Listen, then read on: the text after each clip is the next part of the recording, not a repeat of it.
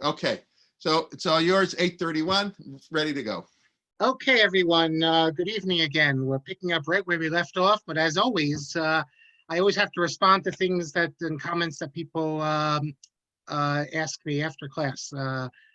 And things I check. And for those who've been with me for many semesters know what's going on here. 95% of what I say and what you hear is off the top of my head. And therefore, sometimes, I say something and then I want to check it. Maybe it's not 100% perfect. So I like to confirm it. And then people email me. So I'm going to give a few examples of that now. We'll spend a couple minutes on this before we continue. Some interesting things, though. First of all, a couple of you wanted to know, we spoke about this Rav Abadi, who we'll get back to as well in future classes, because I have some questions in the book relating to him. It's interesting, I love him. I love people like him. I love anyone who goes against the grain. Anyone who is not afraid to chart their own new path. We have lots of people who come up with new ideas, but it's only theoretical. So anyone who's really, and just imagine what would it be like if he became like a Rav Moshe, and Judaism would be very different. Just the other day I was looking in his Sefer, this book here, Or Yitzchak, volume 1, the very first line, just to give you an example of how, and I can give a whole class on his interesting ideas. Right at the beginning, it's in Siman Vav. He talks about this idea of washing when you go to a cemetery. We all do that. I take groups in the summer. We go to the cemetery. Everyone has to wash. You have to wash. So he has, and then this, incidentally, let me show you something about the washing in a second, but he has a responsum there, and he shows that the early sources, if you look at the early sources, the only people who wash are the ones who carried the mace. Other people don't. Now, granted, other people could also see that, but then they conclude, but Minhag Yisrael is you wash. But no, he just concludes, Hanogea b'meis, tzarich l'tol yadav, hahoech b'yisek klaros, ain't tzarich. So he just says no need to wash your hands, and so and I'm going to show you something about him in a second. Response to someone who asked me. It's about this washing business. I thought of this only about 15 minutes ago. I want to show you. Some of you who are with me in Central Europe will remember this. Let me share my screen here. If you go to Prague in the right after the cemetery, you go into the Chevra Kadisha building. And that was a big, important building there. To be a member of the Chevra Kadisha was a huge honor.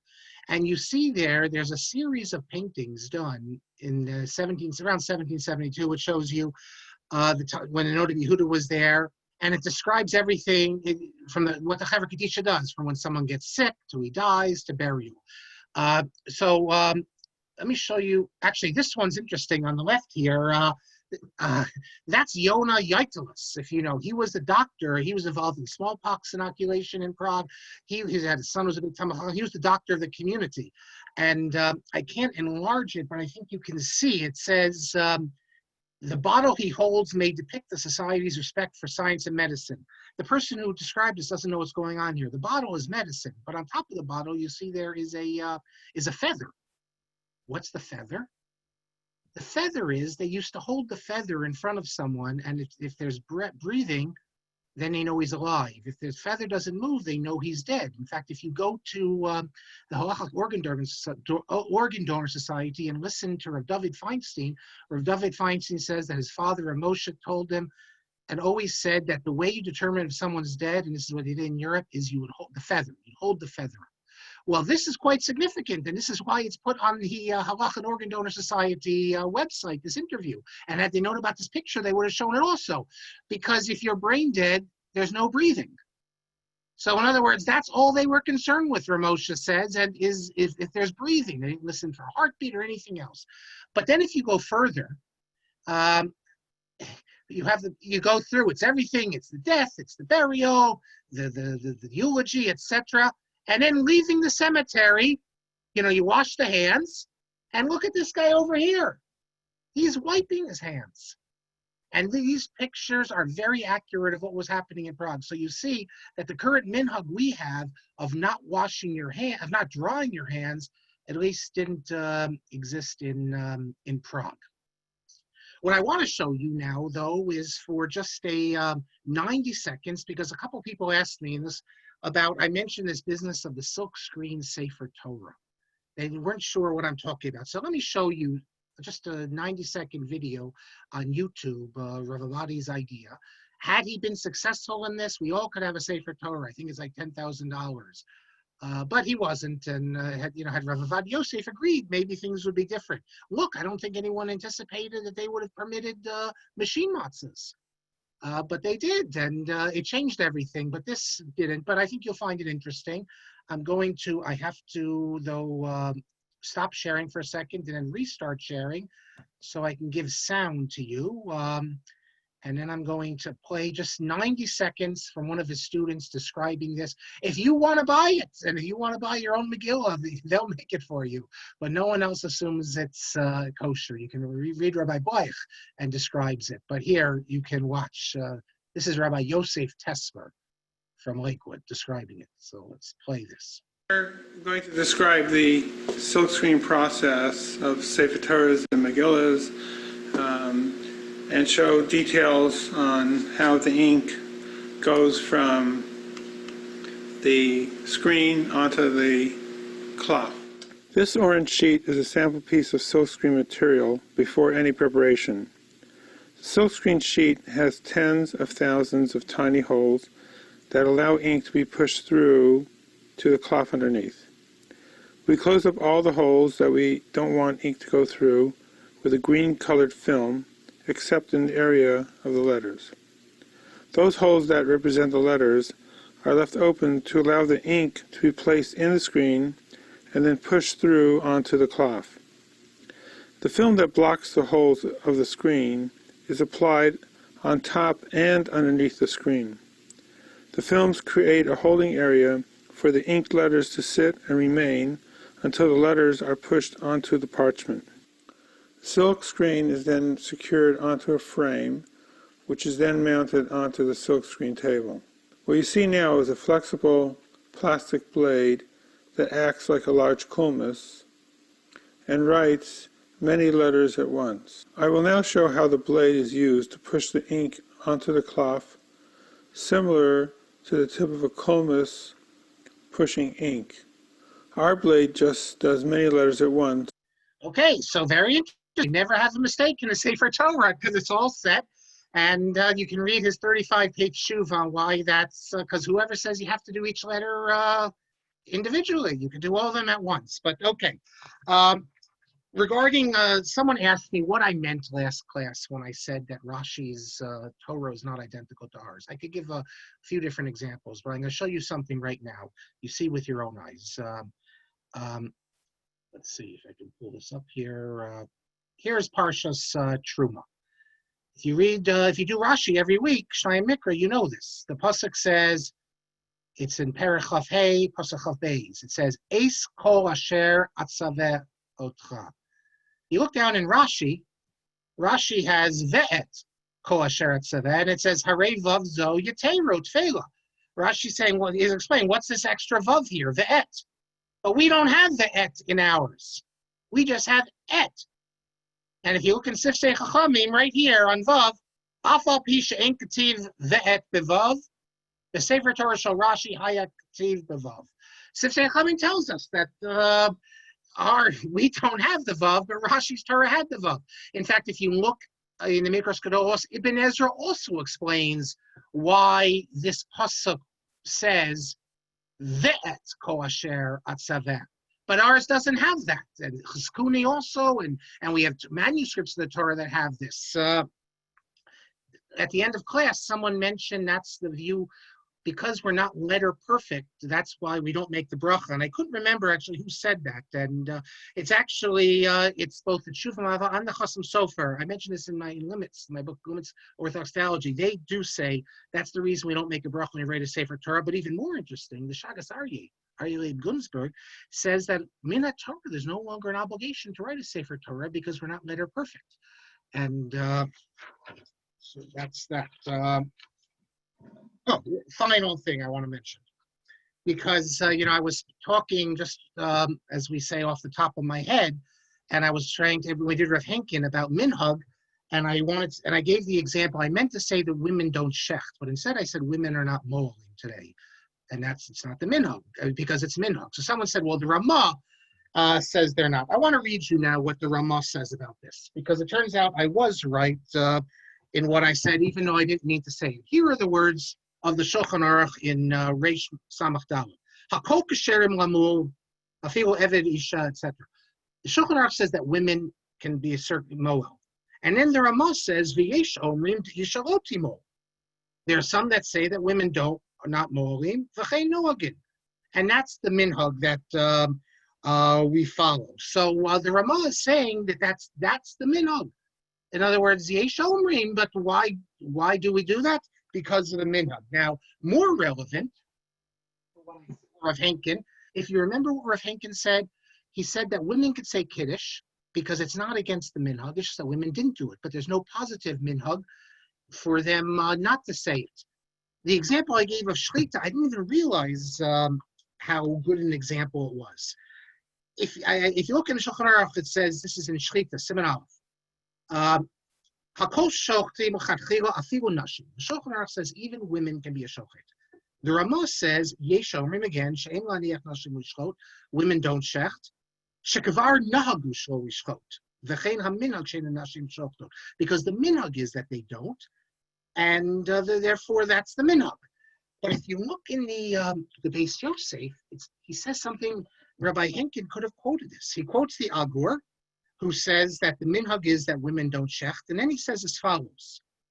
He says, Im haya omer, if the Agur said, then that's what the Ramah is quoting, shahayu wrote if you're going to tell me that women in olden days wanted to shecht, and the rabbis didn't let them, then it's a proof that the minhag is that women don't shecht. But he says, no, it's just that women didn't shecht. They had nothing to do with shechting. So the Beis Yosef says there's no minhag that women don't shecht. They just didn't shecht. For there to be a minhag they don't shecht, there would actually have to be women who wanted to, and then we say not to, and that's the minhag. And that's what Rav Henkin said about Kiddush, that there's no minhag not to say Kiddush. It's just that women didn't, and therefore it's not violating minhag Yisrael. With that, we return to, in the book, I don't know if we're going to finish Chelek or Chaim today, but remember we're at Siman Chaf Hey, and I introduced you last class to the issue of inviting people for Shabbos who are going to drive, inviting them for a meal, something which is basic for Eruv. You can't, initiate people into what Shabbos is if they don't come, but they're living far away often. And I told you about Rav Shlomo Zalman Auerbach's position, and about Rav Moshe Feinstein's stringent position, and even Rav Moshe Sternbach I mentioned. I thank Yaakov Yellen, because Yaakov Yellen sent to me from last week's, the YU Koel in Toronto has a whole thing inviting Shabbat guests who will drive home. Here it is, you can see it. And they even have a biography of Rav Moshe Sternbach on the side. And at the end, they say, though a staunch anti-Zionist, Rabbi Sternbach believes there's a mitzvah, moving to the land of Israel. And they give Rav Sternbach's whole approach that since we're trying to be makarev them, it's a good thing to invite them, etc. My question is, and I raised this already, it's just a serendipitous, or shkacha pratis, that it's last week, why is the YU Kovel citing Rav Moshe Sternbach? Do they make a habit of citing him? Do any of us make a habit of citing him? This tshuva is cited by everyone because they like it, because it concludes what they want to hear. So I think you have to ask yourself about the consistency here. I understand that's why people do that, but I'd like the rabbis to explain why all of a sudden we're citing Rav Moshe Sternbach. Everything else he says we're not citing, but this we like. There's other issues with Rav Moshe Sternbach. He has certain halachic rulings which, from a modern Orthodox perspective, certainly are really immoral and inappropriate. Rabbi Chaim Rappaport at the second, I believe it was the second ADOC conference, maybe the first even. And these are all taped. I don't know where these tapes are. They should find them and they should put them online. Chaim Rappaport gave a shiur on this topic. Is it what to do about poskim who say certain things we like, but other things we regard as positively immoral and inappropriate and unacceptable? And he dealt with Rav Menashe Klein, Rav Moshe Sternbach. Rav Menashe Klein, you like Eruv also. Everyone likes his views about Eruv. So it's just ironic that I mentioned last week Rav Moshe Sternbach, and I mentioned, and here you see the YU Kola was citing him. And what about Rav Moshe? We rely on Ramosha for the Mechitza. We rely on Ramosha for Chol Yisrael. We rely on Ramosha for so many. Actually, not really, because we were eating non-Chol Yisrael before Ramosha, but still, he's the one that we quote. Aguna issues, everyone likes to go to Ramosha, but when they don't like Ramosha's view, it's all of a sudden Ramosha, no one hears about Ramosha. I wish the rabbis would explain a little as to why all of a sudden now we don't accept Ramosha. And maybe you're going to say it. I wish I asked Rabbi Greenblatt. But what does Rabbi Greenblatt say? Rabbi Greenblatt is the Talmud Muvak of Ramosha. And in Simon Chaf Hey, I had asked him about inviting someone to the Seder, Kiruv Rechokim, and otherwise it's not like they're going to stay home. We understand if you're going to stay home and not violate Shabbos or Yom Tov, it's one thing, but these are people who are going to be doing other things. And he says, Tovasit Sheizmanto Seder it's good you invited him. Now, if Rabbi Greenblatt was with us today, I'd love to ask him. And he quotes from Shlomo Zalman Auerbach. I would like to ask him, Rabbi Greenblatt, why in this case did you go against what your Rebbe said and go with Shlomo Zalman Auerbach? And I'm assuming he would say that it's a Shas HaTchak. There's no way we can be Makari of Jews today. It's not like we live in a small community. Everyone's living far away. But it is significant that Rabbi Greenblatt, who always goes by Rav Moshe, now he's what we call a bar hachi. He's allowed to, on his own, decide that in certain areas he's an independent posek. But I don't think it's a question here that he thinks Rosh Hashanah's halachic logic is superior to Rav Moshe. Rosh Hashanah actually cites a Talmudic text to try to prove that this is not lifnei iver. But I think this is sort of like looking at the end game here, that it's impossible to bring people close to traditional Judaism if you don't look the other way and if you don't invite them. And that's what he says. And I don't know if anyone really holds of Ramosha's position. There are certain things about Ramosha that never caught on, but make no mistake about it, it's because they were too difficult. Ramosha says no time clocks on Shabbos. Ramosha even said about no liquid soap on Shabbos. And I can tell you that his own family doesn't follow this. How do I know this? Because I asked someone in his family, very close, what then do you do? I said, based on Ramosha's Shuvah, what did Ramosha say about do for hygiene on Shabbos? And he didn't tell me where Moshe did. He said he didn't know. The fact that he didn't know means that he's using liquid soap on Shabbos. This is a direct descendant of Moshe. And then he moves on in the tshuva. I asked him about Glatt Kosher. The tshuva is at 1989. 1989 is when Glatt Kosher first started moving in mainstream modern Orthodox world. It was around that time that the OU stopped giving hashgacha to Glatt Kosher restaurants, to non-Glatt Kosher meat. I'm sorry. Today you get married, you don't have a choice, Glatt or not. If you want reliable, either really reliable or in quotes reliable, it has to be Glatt by definition. But I still remember in 1989 that the caterer said to me that you can get to have regular kosher or Glatt, and it still wasn't clear whether. So I decided to do Glatt for a wedding because some people maybe are mocked on it, but it wasn't understood it had to be Glatt. There were still restaurants that weren't Glatt, but and not that long before, we would get regular hot dogs. I never really got Hebrew National growing up. We didn't eat that, but we used to get ShopRite hot dogs. Anyone here from the New York area, that was under the Hashgacha of Rabbi Katz, Leon Katz from Passaic, and other ones like that. I mean, who ever heard of Glatt? The Rav Soloveitchik gave Hashgacha to, was it Morris and Schiff in Boston? So I asked Rabbi Greenblatt, what's doing with this Glatt when you were in Jerusalem? Was there Glatt in Jerusalem? He grew up in Jerusalem in the Litvisha community, and he says, "Kishayiti Yelab Yerushalayim lo achu Ashkenazim Glatt Kosher. Zen asa po be'Amerika. There are 15 shana of London. He says this really began, and he's talking more in the Haredi world, 15 years before. So that puts it in the 70s. And then it takes about 15 years to reach into the modern Orthodox world. And in London, he says, now also in Jerusalem. Jerusalem is actually one of the only places today you can get meat that's not Glatt. The typical restaurant that people go to in Jerusalem, if it's not Mahadran, it's not Glatt Kosher. A lot of people don't realize this. They don't know. They think they eat Glatt. They don't eat Glatt because American meat is not really Glatt. It just means it's at a so-called higher standard. But they still accept some adhesion, some sirchot. But in Israel, if it's not Mahadran, it could be regular meat, and that's what Jews ate. So that's what the Vilna Gaon ate. That's what the Ramah ate. That's what Jews ate for all time in Europe. But this is historically interesting that in Jerusalem also, because in Israel they often were more strict on these matters. And then finally he sent me a response, and he published it in his book, and he wanted me to look at it. this is when fax machines, I guess, were first started. And the old question is, who uses a fax machine anymore? I don't know, but can you leave your fax machine on Shabbos? Leave it on. So it's Shabbos for you, but in Israel, Shabbos already ended, or maybe it's in California, and people will be sending you faxes on Shabbos. And he rules that you're allowed to leave it on. What's the problem? If it's Shabbos for you, and someone sends a fax for you, it's not your problem. I don't remember if he says you can actually. He says you can leave it on. Can you read the fax? So that's a different question, but you can certainly leave it on. So now we move to Siman Chaf Vav.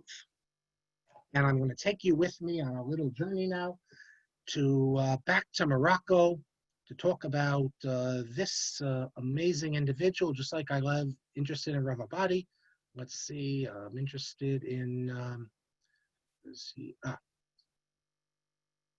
Rabbi Yosef Messas, one of the most interesting and unusual poskim of the 20th century. One of those figures who doesn't do what other people say he has to do. He does his own thing.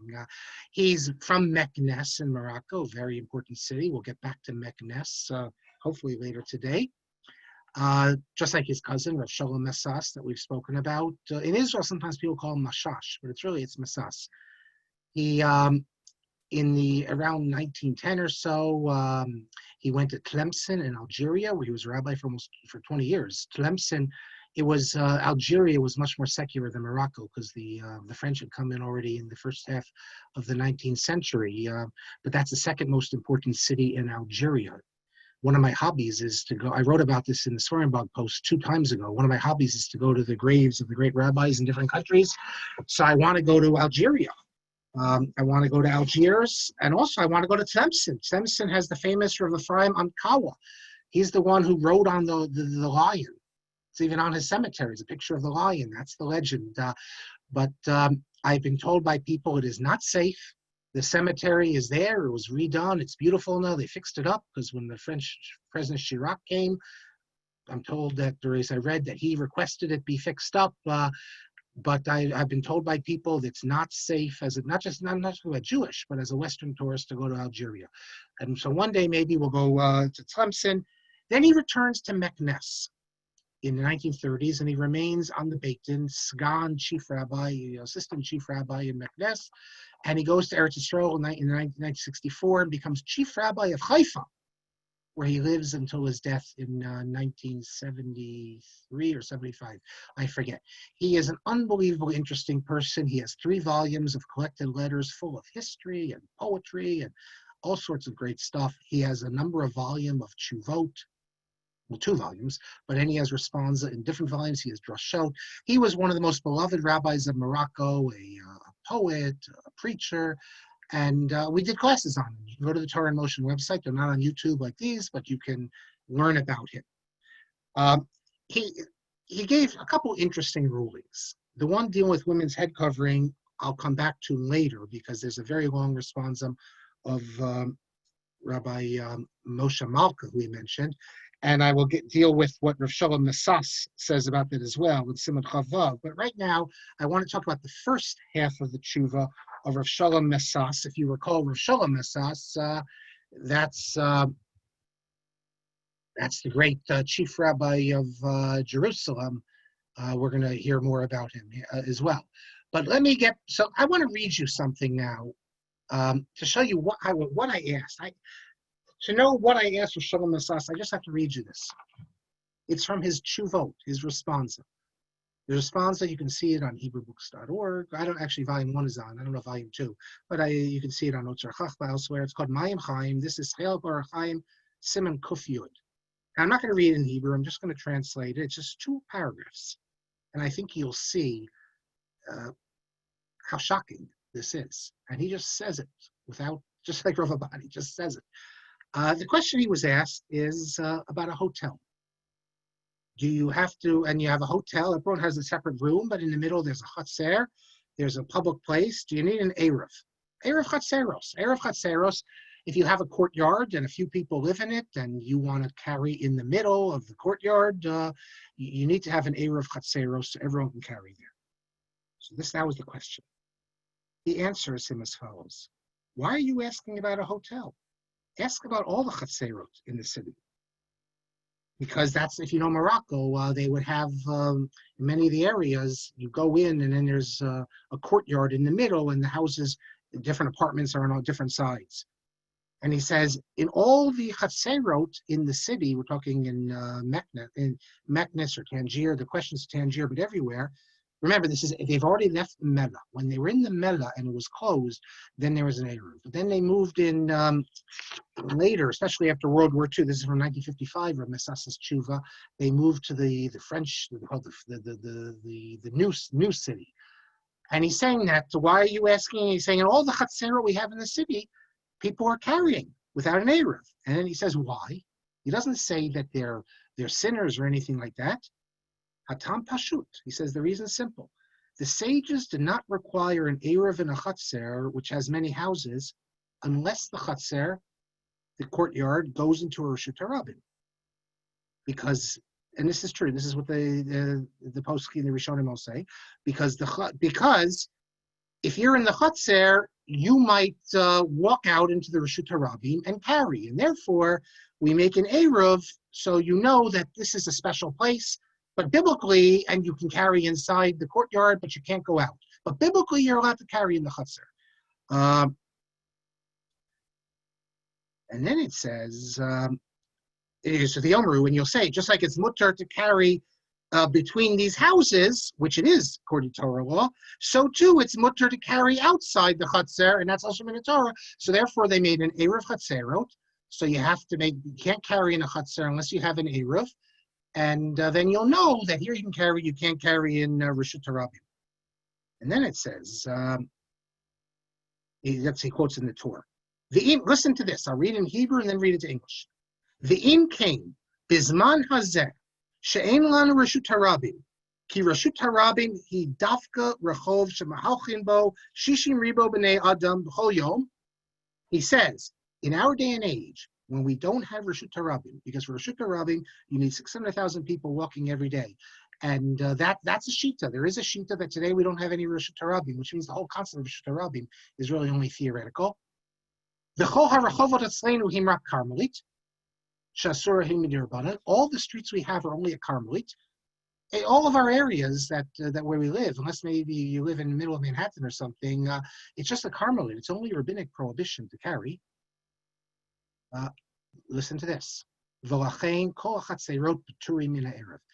that all chatzerot are putter from an Eruv. He says, since outside the Chatzer, there's no more Reshut HaRabim. The whole reason you had to make an Eruv on the Chatzer was because of the fear that you carry into the Reshut HaRabim. But since there is no more Reshut HaRabim outside, it's only a Carmelite, therefore there's no obligation to do an Eruv Chatzerot. This is unbelievable, for the simple reason that you didn't have Reshut HaRabim in medieval times either. And yet no Rishon says that you don't need to make you can do without an Eruv Chatzerot. It's Rav Shalom Messas, in his tshuva to me, I asked him, did anyone rely on this in Morocco? And he says, they rejected it. And he says, he has a long tshuva of like 25 pages in his volume, Tvuot Hashemesh. And Rav Messas says, this is Bal Yaral Bal Yamatzeh. That, this is not seen, no one ever heard of something like this. If this is an unbelievable chiddush, saying you don't need to do an Eruv Chatzeros at all, who ever heard of such a thing? It's in the Rambam, it's in the Shulchan Aruch. And they also didn't have Reshut HaRabim according to him. So, and yet this is not a Reform rabbi, this is a rabbi who comes out of the traditional Moroccan rabbinate, but just comes up with some very, very interesting ideas. And this is one of them. It's even crazier. He has another tshuva, which they kept under wraps for for like 75 years. They kept under wraps. We know about it because it's quoted. It just was published last year in the responsa of his colleague in the rabbinate, Rav Afal Toledano of Meknes. Rav Messas goes even further. He doesn't think you need an Eruv at all. After all, Eruv Chatzeros is really not much different than an Eruv around the city. He doesn't believe here is not just an Orthodox rabbi. This is the rabbi of, he couldn't be elected chief rabbi today, Haifa, but he was the chief rabbi of Haifa who held halacha l'maisa that today you do not need an Eruv. you can carry without it. And that's if you look at Rav Shalom Mesas's volume of Responsa, Tevuot Shemesh, or Chaim Soloveitchik, he has 30 pages, 25, 30 pages rejecting this. It's an unbelievable ruling, and you got to ask yourself, what type of posek is this that can come up with such interesting ideas and not be bound by convention? The other responsum is, which I'll come back to it later, deals with his view on women's hair covering. That everyone knows about, his position on married women not being obligated to cover their hair. But Rav Mesas rejects that, but I'll come back to that later because we have to see what Rav Moshe Malka says about it. But that is Siman Chaf Vav. And despite this crazy ruling, and I call it crazy because no one ever said this before, and it's one thing to come up with new ideas like Rav Abadi does based on Rishonim, but this is completely his own idea without any sources. He still, to this day, is one of the great Moroccan rabbis, given enormous respect with all the titles, one of the Gedolim of Morocco. Everyone in Morocco, from Morocco, knows Rav Yosef Mesas. The next tshuva, Chav Zayin, is it's written to me. Also, I asked another rabbi. His name was Rav Yosef Sharbit. This I don't like. Here's a Moroccan rabbi who was in Casablanca, elsewhere. He comes to, the Sephardic rabbis felt that when they came to Eretz Yisrael, they had to look like an Ashkenazi. So look at him. No one in Morocco ever dressed like this. Why do the Moroccan rabbis need to dress this way? But okay, that's. I think there was a lot of feeling second best. So they had to dress. So he became the chief rabbi of Ashkelon. He died in 2016. He was on the Moetzet Rabbanut Harashit. In Morocco, he was not a rav of a city. He was a sofer beitin. In Morocco, you had, in all the cities, you had a chief rabbi and a beitin, and then you had what's called a sofer beitin. And the sofer beitin, his job was there was a few of them. It wasn't just to write the gittin and everything. It also was, they did all the weddings. In Morocco, you could not have a Rosh Yeshiva or a friend or anyone do your wedding. The wedding had to be done, and this was by French rules, government rules. It had to be done by the Sofer Beitin, but they were big Talmidei Chachamim as well, not at the level of Rabbanim, of the rabbis of the city. But so he became, though, in Israel, the chief rabbi of Ashkelon, and he wrote a number of volumes of Tshuvot. The number 27 in my book, as it says, was printed, his tshuva to me, and the response to Orchot Yosher. And his response, although I don't think it's disrespectful to say they don't rise to the level of many others. There's no originality. He's just citing sources. And I asked him the same question, and he doesn't really, he just writes a tshuva explaining the laws of Eruv Chatzerot. He doesn't answer my question, which was, Rav Yosef Mesas holds you don't need an Eruv Chatzerot. So what to say about that?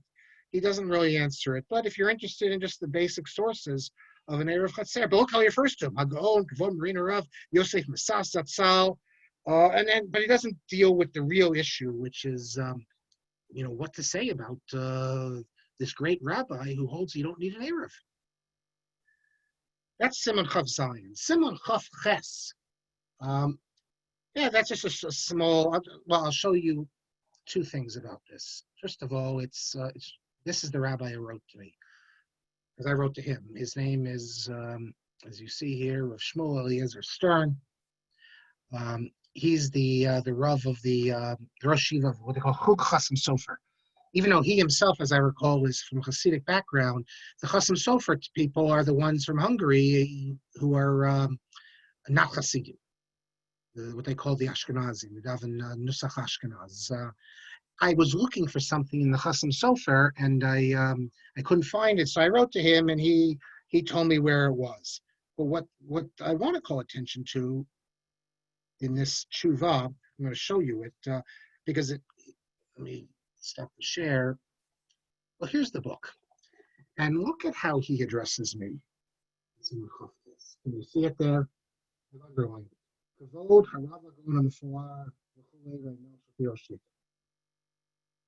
If anyone wants to know, is good a proof that all these fancy titles that people get, everyone's Harav Agon, Agon Harav, Agon Amiti, all this stuff, you can throw almost all of them out the window. He doesn't know me from Adam. I just wrote him a letter asking him a question since he's next from the Chaim Sofer. But now it's convention. He has to reply, Harav HaGaon HaMefawar. So when you see all these titles, unless you know who the person is, today every Rav is a Gaon, and every Gaon is a Gaon Amiti. And in my new Sfarim blog post today, which just came out today, you can look at it. I quote Rabbi Chayak of Weinberg as saying that he says about the Aguda, every rabbi who joins them, they turn him into a great Gaon. And I'll go further. I say that every Askan, every guy who is involved in, they call them Askanim, he's all of a sudden a rabbi. They give all these Askanim, people who are not rabbis, but everyone's a rabbi and every rabbi is a Gaon. And if you need any more proof for it, it's the fact that I'm being called Harav HaGaon. It's in the introduction, I say that I'm keeping all these titles. Even though I thought of taking them out, but the half of them have already been published in books, because it goes to show you that the meaninglessness of all these titles, that these titles used to mean something. So then all of a sudden, Maran, when Hagaon was used by everyone, the Maran was special. But now everyone's Maran. So you need to come up with, constantly have to come up with new titles. The next tshuva is from Rav Hershel Schachter. And this also, we need a bit of a background.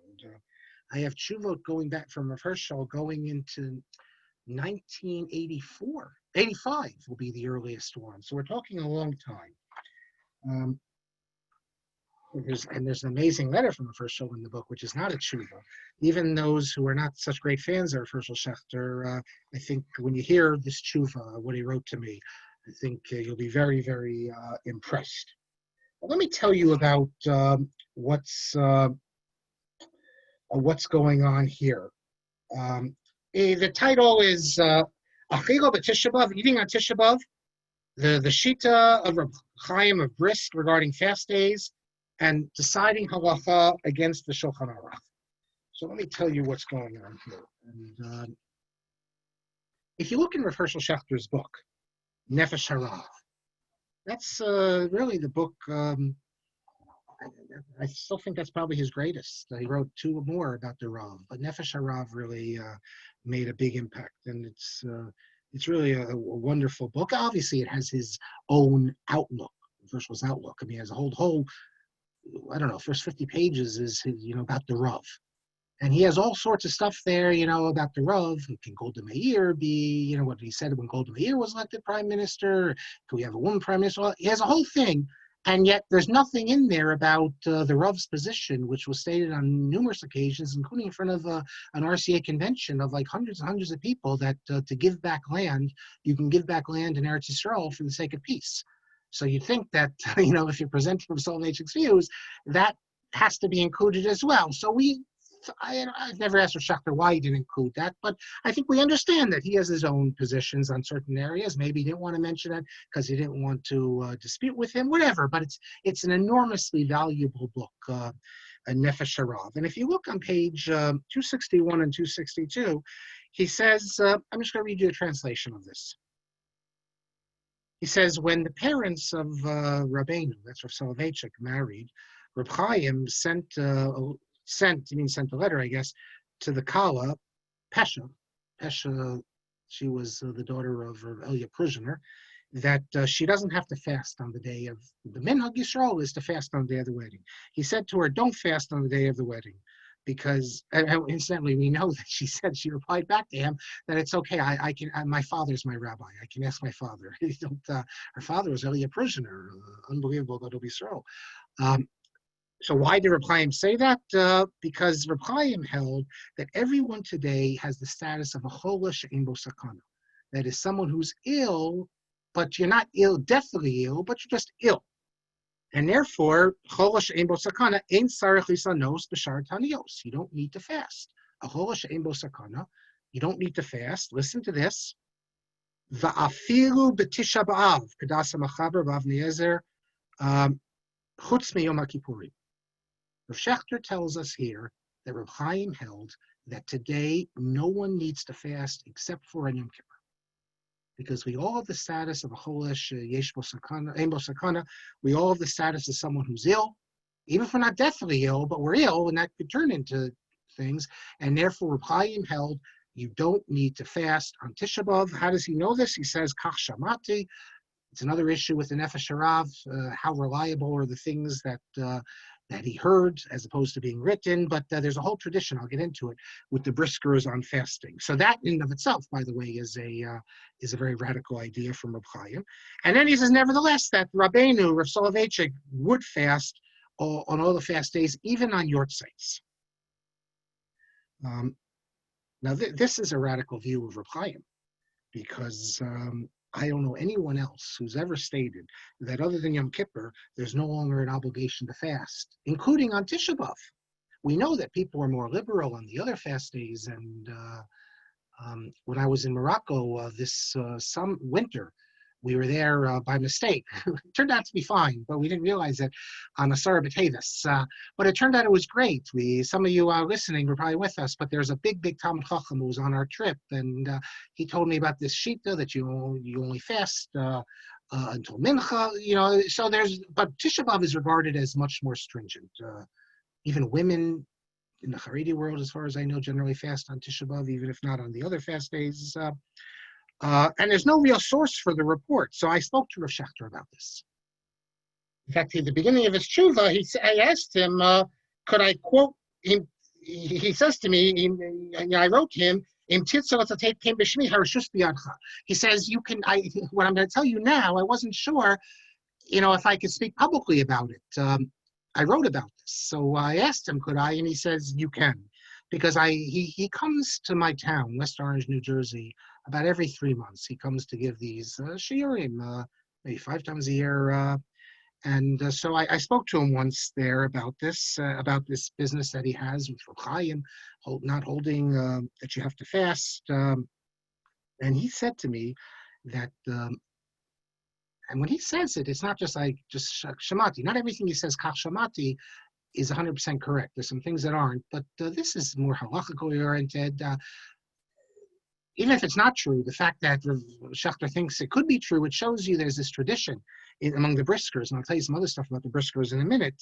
So he said that the story is that Reb Chaim left a will stating that no one should fast on Tisha B'Av. But this, as far as I know, it doesn't survive. It's who knows if there's any truth to it. Look, I'm skeptical, because if Reb Chaim really felt this, he could have announced to his community. Why didn't he get up and announce to everyone, you don't need to fast? But then it gets even more curious, because Rav Schachter told me, I asked him, where did he get this from? That, this business of Reb Chaim not fasting and the whole brisker tradition. And in his letter to me, he writes that he heard it from Professor Cohen, who's from the Annenberg Institute in Philadelphia, who heard it from Rav Simcha Sheps, because he learned with Rav Simcha Sheps at Torah V'das. I called Professor Cohen, and Professor Cohen said that Rav Schachter doesn't have it exactly correct. He didn't hear it from Simcha Sheps. He heard it from Aaron Schreiber. Aaron Schreiber heard it from Simcha Sheps. So Professor Aaron Schreiber, who passed away a number of years ago, was someone I knew, and I assume he's direct descendant of the Chaim Soloveitchik. As an article, his son, I think his name is Daniel, has published a number of volumes called Noraos Harav. And Daniel knows the story I'm going to tell you. So I called up Aaron Schreiber. Rav Simcha Sheps was a Talmud of the Brisker Rav.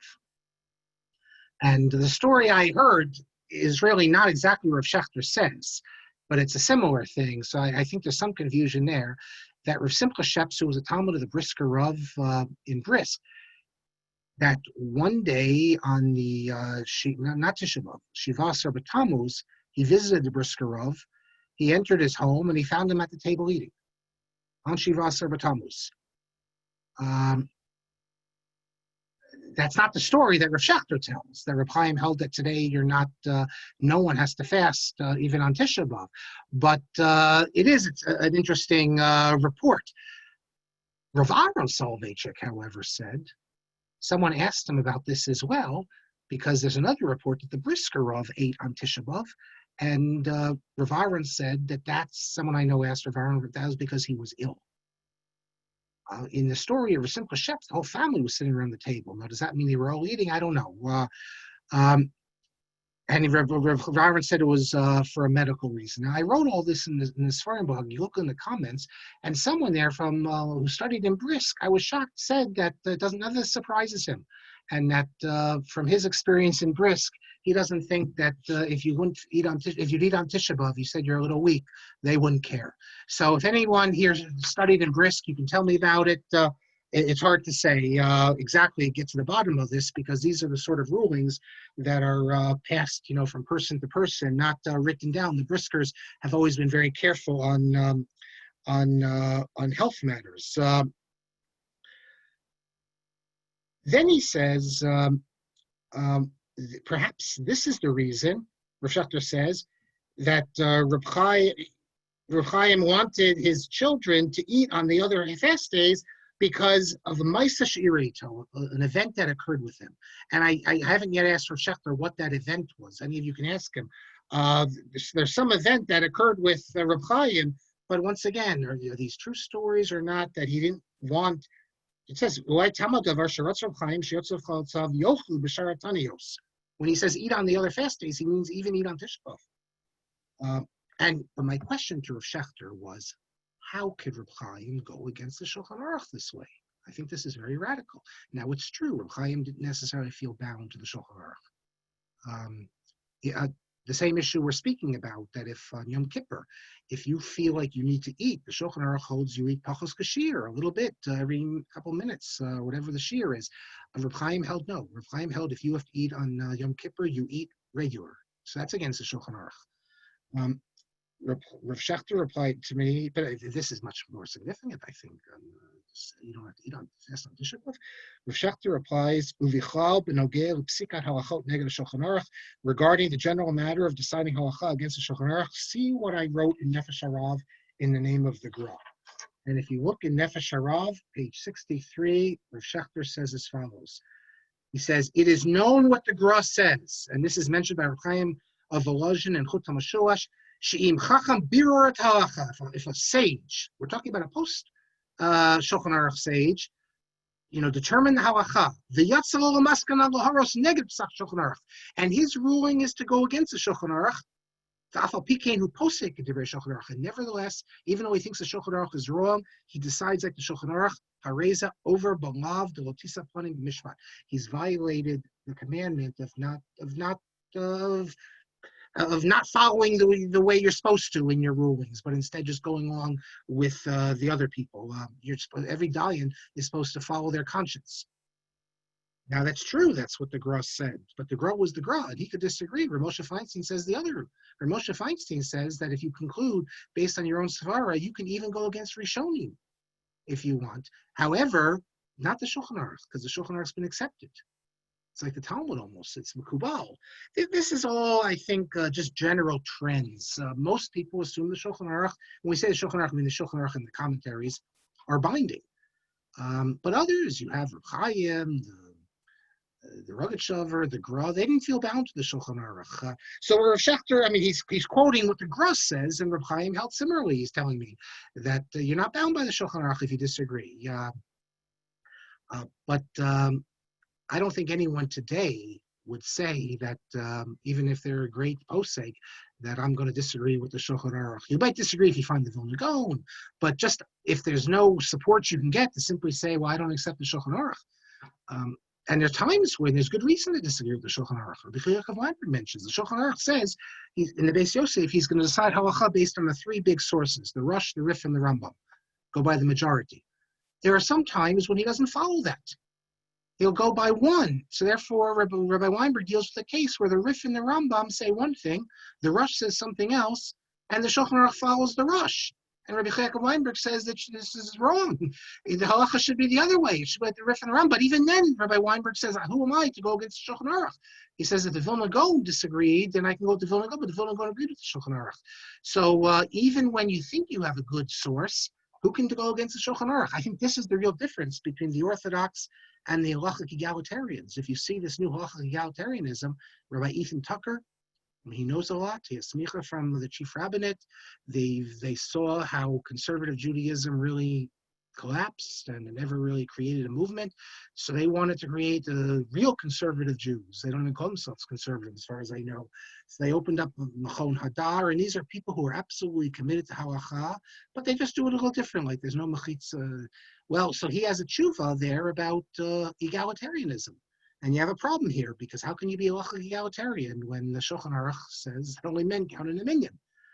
Well, if you read Ethan Tucker's tshuva, you'll see why he is not in the Orthodox fold, because the Shulchan Aruch is like all the other sources that in certain circumstances you can push them aside in favor of others. Like we do that with the Chaim Sofer, we'll do that even with the Vilna Gaon, but the Orthodox won't do that with the ruling of the Shulchan Aruch accepted by everyone. That's why the Shulchan Aruch is special. We have time. Oh, we have time for another one. Okay. The next tshuva is from Rabbi Greenblatt. This is Simon Lamed. A few different issues are discussed, putting a sukkah on a fire escape, other things. I'm more interested in what he calls derech psikat halacha, how to decide halacha, and that's on page Nun Daled, because I wrote to him about Besamim Rosh. He cited this work, Besamim Rosh, which is this forgery, this 18th century forgery by Rabbi Shaul Berlin, which there's different ways to understand what was going on there. I believe that this was a proto-reform work, that Shaul Berlin comes from the greatest rabbinic families, related to all the big Gedolim, is really a genius. He forged this work. Here it is actually. It was reprinted in Jerusalem in 1984 with a commentary by someone who doesn't know it's forged. And you have all sorts of crazy stuff in there, the things that he permits. But Rav Ovadia Yosef has a tshuva in which he says that we can't rely on the Besamim Rosh for halachic decisions. Obviously, this is a forger, the heretic, let's say, writing this work to undermine traditional Judaism. At least that's how I see it. Rabbi Rekefet, I mentioned this before, I gave about 10 classes on Besamim Rosh, quite interesting classes, but he says, this has got to be one of the craziest things, he says that Shaul Berlin is a modern Orthodox Jew, and since there wasn't a YU, he had to sort of create, underhandedly try to bring in YU ideas, but it's not about that at all. He's bringing in reformist ideas, anti-halachic ideas. It's not about Torah Mada in the 18th century. It's not about creating, modern orthodoxy in the closed ghetto. He's undermining traditional Judaism and halacha. And even when he's machmir, he undermines it. Like he has a tshuva there where he quotes Rabbeinu Tam as saying that you can drink non-kosher wine, non-Jewish wine. Because why can't you drink non-Jewish wine? Because it's idolatrous. And Rabbeinu Tam says, well, we see it's not. They don't use it for idolatry anymore. I don't know how you could say that if they use it in the church.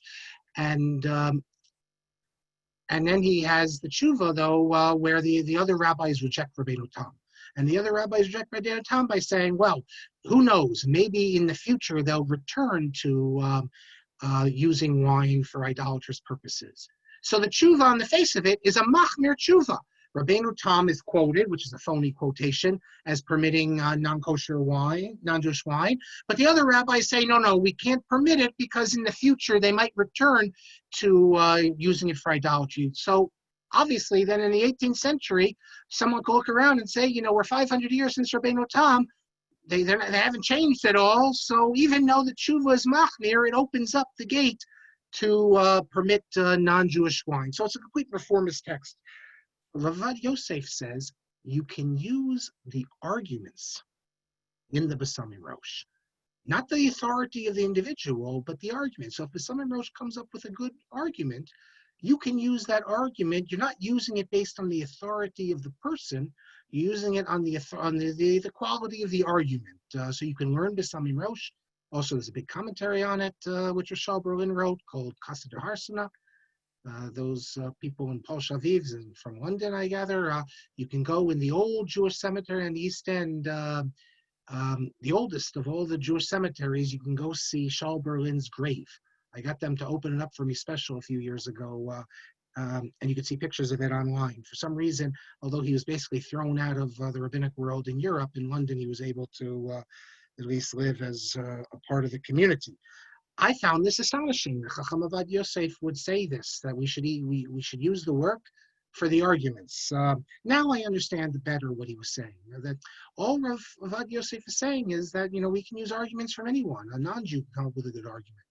But at the time, this really bothered me, and I wrote to Rabbi Greenblatt, and I looked at my letter before to him that. I developed the whole idea that to decide halacha, you can't have a computer. It's not just the knowledge; it's also the individual. And just because you come up with good ideas, you need the imprimatur. You need the imprimatur of a sage. This is really, I think, the difference between more liberal orthodoxy, especially open orthodoxy, and more traditional orthodoxy. And that more liberal orthodoxy, my sense is that if you come up with a good argument and you're a rabbi, it's enough, basically. And I think traditionally it's been on the big things you really needed the imprimatur of a sage, and he agreed with me, Barry Greenblatt. Ani maskim itcha, tzarich sheyeh posik mekubal v'lo maspik makorot. It's not enough just to have makorot. You can find all sorts of sources, but you need someone with the authority to be the makabapatish to say, well, we're going to adopt these sources. And then Rabbi Greenblatt says, acheret kol echad yifsok, because otherwise everyone could poskin. Tzarich sheyeh rav mekubal kaposek. Uma shekatavta hu hakol nachon la'amita shel Torah. That's a nice thing he said. He said, what I said is correct according to the Amita Shel Torah. And I believe that. I wasn't just saying that it's not just enough to have the argument. You need to have the authority figure to adopt the argument. Otherwise, it's really hefker, because then anyone can come up with arguments. And this really was the issue about the partnership in Yemen.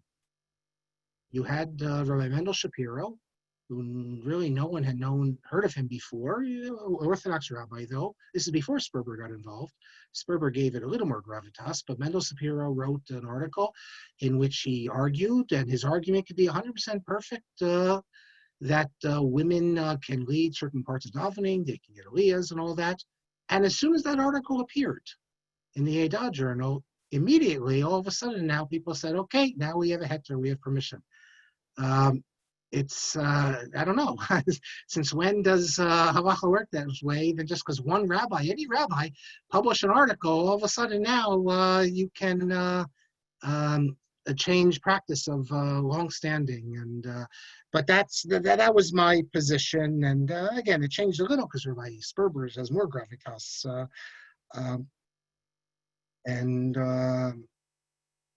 He okay, that's the tshuva. Time flies already. We're at 9:29. So what I can tell you is that when we meet again, we're going to be finishing up Orach Chaim. I'm going to take you to Morocco. No, sorry, to Yemen. We're going to move to Yemen. And believe it or not, you're going to hear about a tshuva that was inspired, wait till you hear how, by none other than, where is it? Than this man, Solomon Freehoff. If you don't know who Solomon Freehoff is, stay tuned. Fascinating person. Had the largest private collection of responses, they say, in the world. You'll hear a tshuva, and then we're going to move from Yemen, and all about Yemen, the Dardaim and the Ikshim, the dispute there, and then we're going to move into Morocco. And we'll finish up Orach Chaim with a tshuva by this individual. Does anyone know who Rav Rafael Deluya is? If you paid attention recently, you'll know. He's the author of that book you see in the middle, Zocher Britavo. He's one of the ones who signed the Zoom tshuva for having Passover Seders by Zoom. But my question to him had nothing to do with it, obviously. It's from, it goes back to 2005. So we will end here, and I will look. I wasn't even looking at the questions.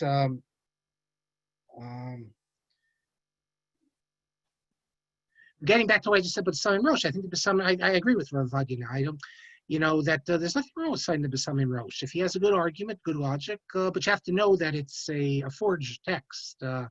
At the time, though, it bothered me that for in a tshuva we'd be citing, but these sources. Okay, let me get to the comments here. Thank you all for, I thought that tonight was going to be the last time, but it turns out we're going to keep going. Ellen, someone texted me another Maverick, but Paul Shalaviv, but I'm thinking of Gedol Yisrael. And the Maverick you mentioned, Paul, actually cites Rav Masas, what I just mentioned, Halacha L'Maisa. Ellen says she remembers times when we didn't wash after funerals or going to the cemetery.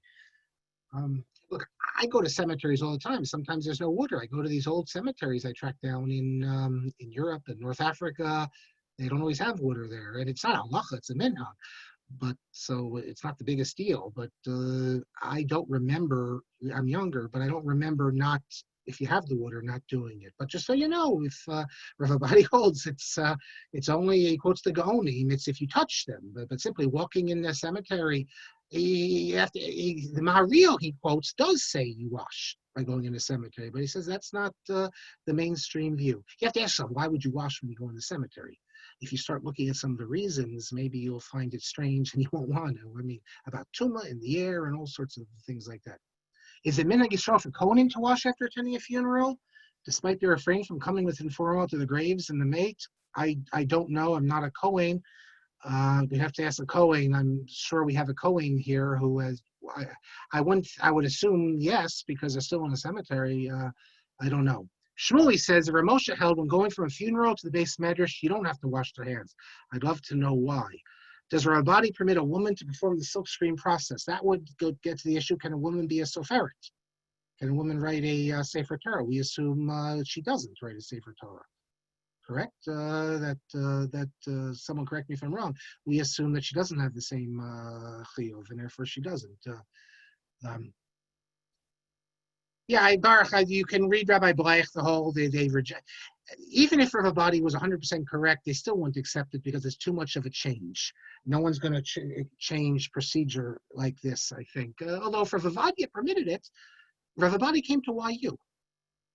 This was like the last straw to really throw him out of Haredi society, but he came to YU, Rav Schechter was there, and he gave a whole presentation. They did the whole thing there. Someone mentioned, the Sofri would be out of business. Okay, I don't know if that's necessarily a concern. During the dispute over hand matzah, Rav Shlomo Kluger, who was one of the big opponents of machine matzah, he said that we can't, the women who they make a bit of a parnasa for a month before Pesach by working to make the matzahs, and we'll take this away from them. So we have to usher it. So the Sholem Eshiva, so Yosef Shal Nathanson replied that, it's unfortunate that the women might lose some income, but that doesn't make it kosher or not kosher. We're not going to say you can't, what is it, social engineering here, that we're going to introduce this form of socialism. That's not, if halacha says that you can do the machine matzah, we can't say no because of someone's parnasa.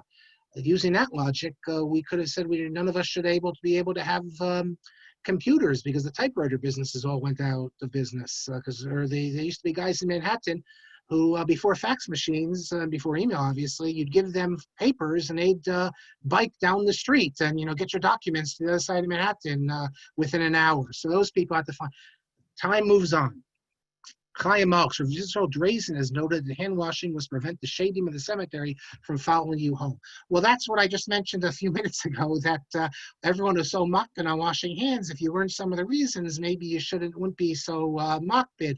They speak about tumah, they shadim, all sorts of things like this. Now, it's true that other reasons have been given. A lot of these reasons that you look in the early sources that have to do with demons, later people gave different reasons. So it doesn't mean we're Negelwasser, for instance, the whole idea of Negelwasser in the morning, 3 times. Washing 3 times is only because of the Ruach Ra, the Shadim. I asked Rav Henkin once, Yudrotzel Henkin, if you don't believe in Shadim, do you have to wash 3 times? He didn't think so. But others might say, yeah, you give a different reason. Ellen says, a friend of mine had the idea to make a template for mezuzot. He asked Rav Moshe, he said he shouldn't do it. Mezuzah is a different issue.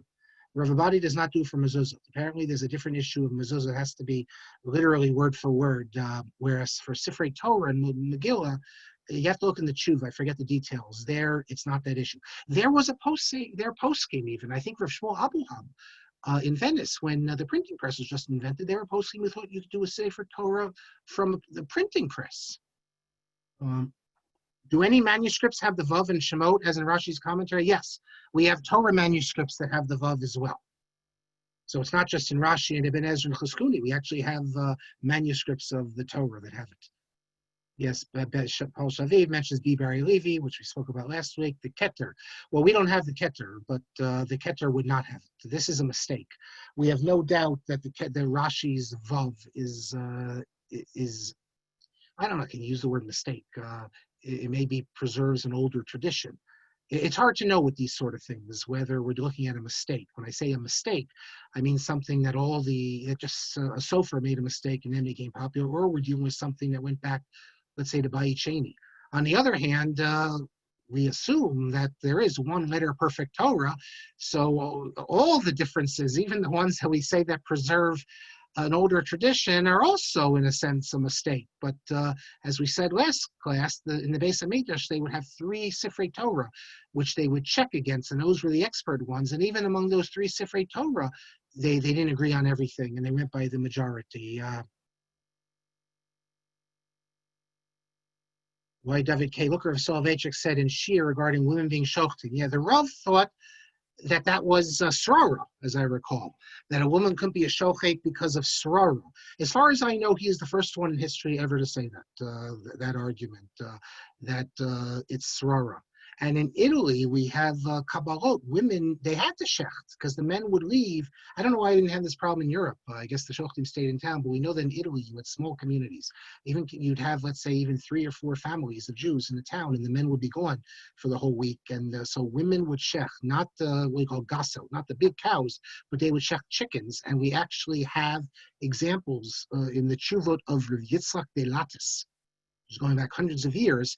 He has an example of a Kabbalah he gave to a woman that she could shecht.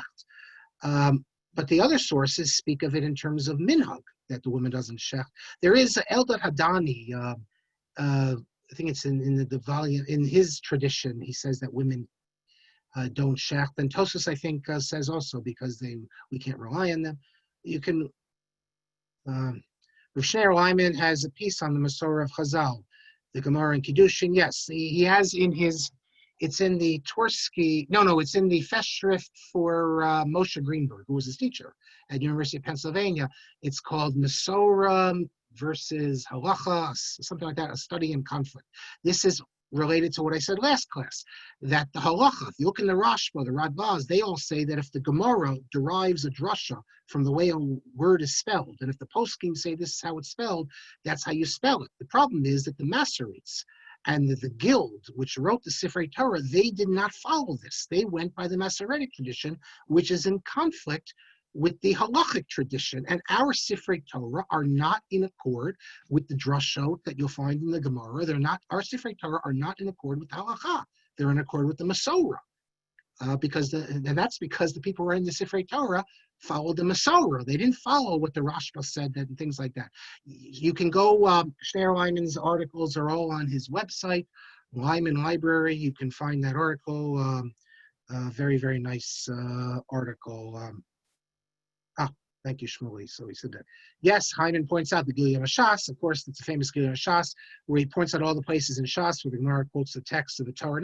Most of those are actually not Torah, which differ from our Torah. Yes, and we have in Tosfos. I was asked privately which questions I asked to which rabbi. Often I ask the questions regarding, because I saw things in their books.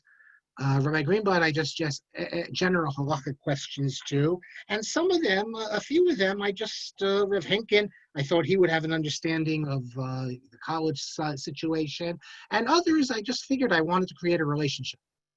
I wanted to create a relationship with a certain rabbi because I found him interesting, so I just sent the question to him, and I wasn't even sending halacha l'maisa. I just wanted to know their opinion. Now, Matti Berger. Says the Gemara in Eruvin permits taking kulos from different rabbis if there's no Tarkei de Satri. Yes, we will see Rav Ratzabi, who we'll get to next week. I asked this very question, can you take kulos from different rabbis? So we'll see what he said. I will be wary of using the text quoted in the Gemara due to the preponderance of copyists and printers' errors. Obviously, we have to be concerned about the text in the Gemara. We don't know. The oldest Gemara we have is medieval. but that's all we have. And we have, for example, Tosfot telling you on the spot that the Masorah differs. And we have Sifrei Torah from medieval times, and we have obviously the Dead Sea Scrolls.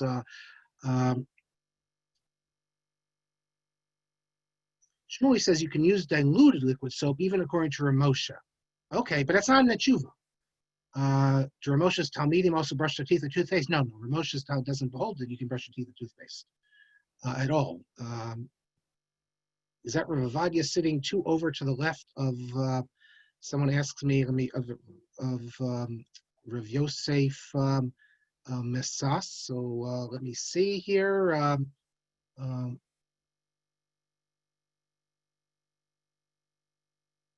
Let's see. Is that a picture from?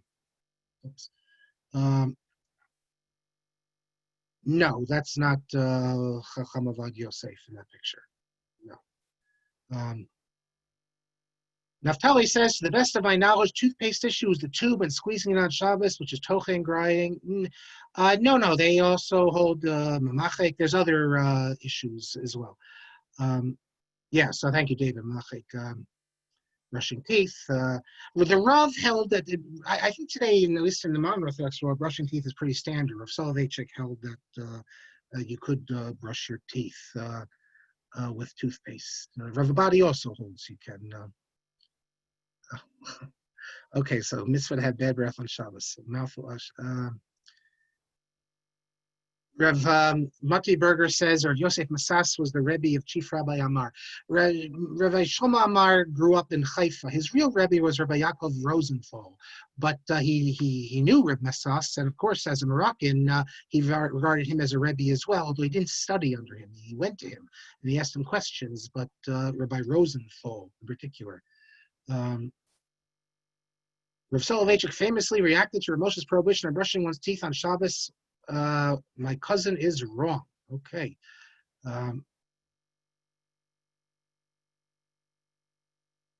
Baruch says, not everyone is equally generous in granting titles. Some are more restrained. Yes, some are more restrained. Professor Rebbe is... I think the Nefesh Harav is more important work to Big Vatzon. Big Vatzon is Rav Schechter's independent ideas.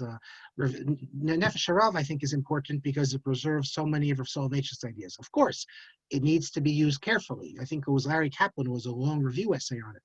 You can't read Nefesh Harav without seeing it writing through Rav Schechter, but that's the situation of Soloveitchik. Every one of the Talmidim is going to present them a certain way, and there are certain things Rav Schechter tells you, Kach Shamati, I heard. Other things he heard personally.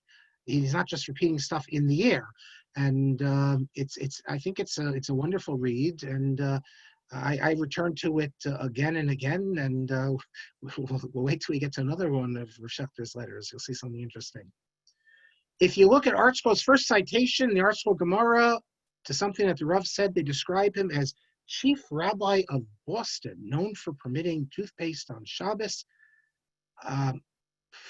They say that he was permitted. Okay, send that to me, please. I haven't seen. I haven't even heard that. Shmuel says in some communities women don't fast. Yeah, well, I know in many Hasidic communities women don't fast, but I believe, correct me if I'm wrong, they don't fast on the other ones, but on Tisha B'Av I believe they do generally. That's one area where the Dati Leumi is more stringent than the Hasidic world, in that they tell the women and even the girls to fast even on Tzom Gedalia. You know the old joke about Tzom Gedalia. Gedalia wouldn't have fasted for me. Why should I fast for him? But that's even Tzom Gedalia. They tell no Ros Harab. Okay. Does the Grov's ruling on the Shulchan Aruch apply also to the Ramah or just the Mechaber? Yes, everyone, both of them. It's the Shulchan Aruch means it means the Shulchan Aruch. It means the Ramah, the Mechaber. Baruch says that it's a good point that in Eastern Europe, people were weaker. Although I would only say to that people were stronger in the days of Reb Chaim than they were 300 years before. I don't know, for some reason, Reb Chaim had a hang-up. He thought that everyone was very close to dying, and no other posek felt that way. They didn't have potatoes. 400 years before that. I mean, it was much harder to get good food. Matti burger, the Gra disagrees with Shulchan Aruch hundreds of times. Yes. Yes, the Rogachover and the Rav Yaakov Weinberg, he's disdain for the Ramal, yes. The Rogachover never quotes the Shulchan Aruch, ever. Did Rav Moshe not follow the Shulchan Aruch? I don't know if there's any time specifically. And when you say not follow, someone who knows better will have to answer. When you say not follow the Shulchan Aruch, if you quote the Taz or the Shach, Rav Moshe uses the expression Bale Shulchan Aruch, so that they're also included. I don't know offhand any time where Rav Moshe on his own independently will go against the Shulchan Aruch, and that includes the Shach, the Taz, Magen Avraham, etc. Hyman tells us that Shneur Hyman says that just because it's a forgery doesn't mean it's all bad Torah. Yeah, I mean that was what Avad Yosef said, and he quotes what the Gemara says about Ben Sira. Those things, the Isbei Malyusa Darshinande, that if there's good stuff in it, it's not canonized Ben Sira, but we can use it. But if that's going to be your argument, then Solomon Freehoff, wait till next week. Let's start using Solomon Freehoff, a Reform rabbi, but he has some good svaras there. Paul Shaviv, Saul Berlin found refuge and burial in London because his brother Solomon Herschel was the Rav of the great synagogue, effectively chief rabbi. Exactly. Not only that, the father of Solomon Herschel had also, Paul, correct, had also been there, I believe, or the grandfather, I forget. They were all related. The uncle, I forgot, Tevelish. No, that wasn't the father, did he? Ritzi Hirsch-Levin, the father of Shaul Berlin and Solomon Herschel, was rabbi in London. Okay, so we're coming to the end. It seems the Marshal held that view. See his introduction to Shulchan Aruch. Yeah, but the Marshal didn't hold the Shulchan Aruch. The Marshal lived at the same time period. The Marshal didn't believe in codification. The Marshal didn't believe in it. The brother of the Maharal, probably the Maharal as well. So the Marshal doesn't need to hold of it, but we're hundreds of years later. And Hyman points out, thank you, mezuzah and tefillin require Kassidron. Okay, and Shmuley said, Shmuley says that Hasidic women fast Tisha B'Av and Yom Kippur, although they'll be more lenient on Tisha B'Av if you're ill, maybe, than the others. Thank you all. I'm very honored that there's so many Talmidei Chachamim and people who know all sorts of stuff, and it's hard for me to keep up with all of you, but I'm doing my best. All the things you're throwing in. You're doing a good job. Thank you very much. Okay. Yeah. Tomorrow morning, Marty Lection, 11 a.m., Tamei HaMitzvot. I look forward to seeing you, everybody, and during the week. And thank you very much. It's a little late. Let me just say one thing. For those, it might seem at certain parts a bit of like inside baseball here, especially with the questions. I mean, they're mentioning Lyman and the Marshal and this, and I'm responding. I do this in the questions, obviously, but in the discussion that I speak, I try to keep everyone, so even everyone, even if you don't have the same background, we can see what's going on. But make no mistake about it, we're trying to do stuff here at a fairly high level, and we're not going to get 10,000 people listening because this is sort of more. Nobody gets 10,000 people listening. Okay. We're dealing with some high level stuff here, thank God. Okay, thank you all.